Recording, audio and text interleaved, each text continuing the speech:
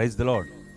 దేవుని మాట అనే ఆధ్యాత్మిక కార్యక్రమానికి మరొకమారు మీ అందరికీ స్వాగతం.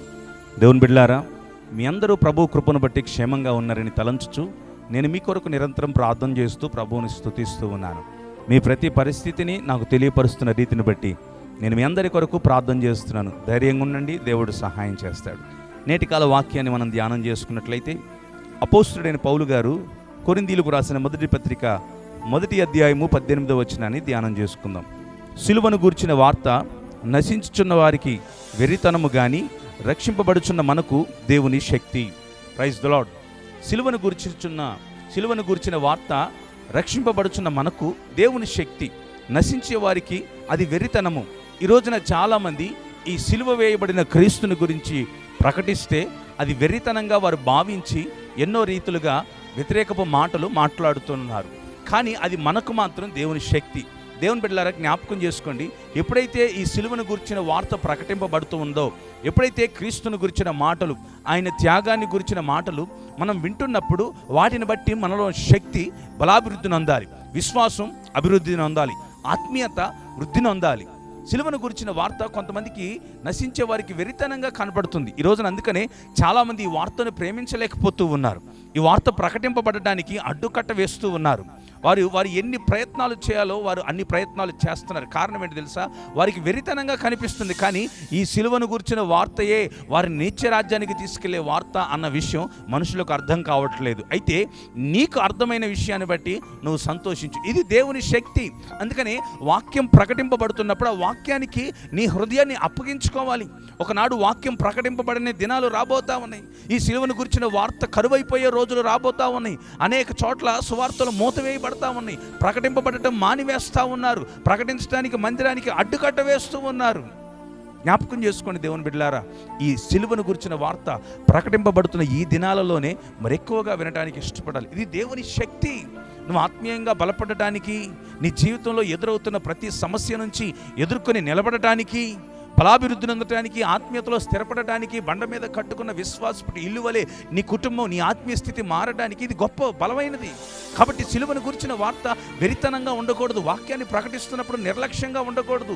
అపోస్తల కార్యములు 20వ అధ్యాయంలో ఐతుకు అనే ఒక యవనస్తుడు కనబడతాడు. పౌలు గారు విస్తరించి మధ్యరాత్రి వేళ ప్రకటిస్తున్నప్పుడు అతడు కిటికీలో కూర్చొని గాఢ నిద్రపోయి అతడు కిటికీకుండా కింద పడి చనిపోయినట్లుగా మనం వాక్యంలో చూస్తాం. ఈ రోజున వాక్యం ప్రకటిస్తున్నప్పుడు నిద్రపోతున్న వాళ్ళు, వాక్యాన్ని నిర్లక్ష్యంగా తీసివేస్తున్న వాళ్ళు, వాక్యం మాకు తెలిసిందే కదా, మేము ఎరిగిందే కదా, మేము ఇంతవరకు వినదే కదా, మేము చదివిందే కదా అన్నట్లుగా వాక్య విషయంలో చాలామంది నిర్లక్ష్యంగా ఉంటున్నారు. జ్ఞాపకం చేసుకోండి, దేవునికి అప్పగించుకోవాలి. ఎప్పుడైతే ఈ ఐతుకు అనే యవనస్తుడు నిర్లక్ష్యంగా వాక్యాన్ని గురించి ఉన్నాడో అతడు కిటికీ గుండా పడి చనిపోయినట్లుగా వాక్యం చెప్తా ఉంది. ఆ తర్వాత దేవుని దాసులు మరలా పౌలు గారు వెళ్ళి అతన్ని బ్రతికించారు. కాబట్టి దేవుని బిడ్డలారా, ఇక్కడ నేను ప్రకటిస్తున్న మాట సిలువను గురించిన వార్త నశించే వారికి వెరితనం. ఈ వార్తను గురించి, సిలువను గురించి, క్రీస్తుని గురించి వెరితనంగా మాట్లాడుకునే వాళ్ళు ఉన్నారు. అయితే వారి మాటలు విని నీ విశ్వాస జీవితాన్ని పాడు చేసుకోకు. వారి మాటలు విని నీ ఆత్మీయ జీవితాన్ని పాడు చేసుకోకు. వారి మాటలు విని నీ వాక్య సమయాన్ని వ్యర్థపరచుకోకు. నువ్వు దేవుని గురించిన వార్త వినడానికి ఇష్టపడు.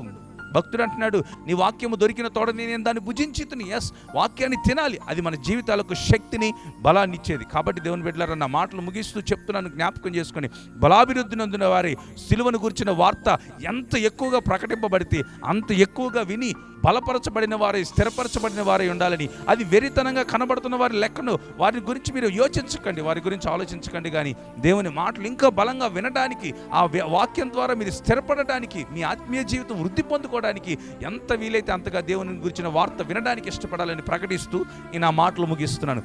దేవుడు మనల్ని దీవించును గాక. కలిసి రండి, ప్రార్థన చేసుకుందాం.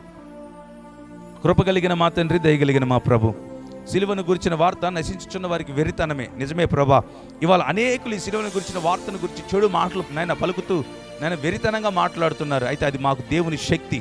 ఈ దేవుని శక్తిని మేము గుర్తెరిగిన వారమై ప్రకటింపబడుతున్న ప్రతి సమయంలో శ్రద్ధ కలిగి, భక్తి కలిగి, వినయంతో నీ మాటలు వినగలిగిన శక్తిని మాకు దయచేయండి. ఎందరైతే నీ బిడ్డలు దేవుని మాట, నీ ఆధ్యాత్మిక కార్యక్రమం ద్వారా ఈ మాటలు వింటున్నారో వారిని దీవించండి, ఆశీర్వదించండి, బలపరచండి. నీ కృపలో నాయన బిడ్డలు చేస్తున్న పనుల్లో, ప్రయాణాల్లో, అవసరాల్లో మీరు తోడుగా ఉండండి. నీ బిడ్డలు ప్రార్థన అక్కర్లని సన్నిధిలో పెట్టి ఉండగా వారి ప్రార్థన అవసరతలన్నింటినీ కూడా తీర్చే సహాయం దయచేయమని, వారి పిల్లలను దీవించి వర్ధిల్ల చేసి కృపాక్షేమ సమాధానాలు తోడించమని యేసు క్రీస్తు వారి పేట ప్రార్థిస్తున్నాము మా తండ్రి. ఆమేన్.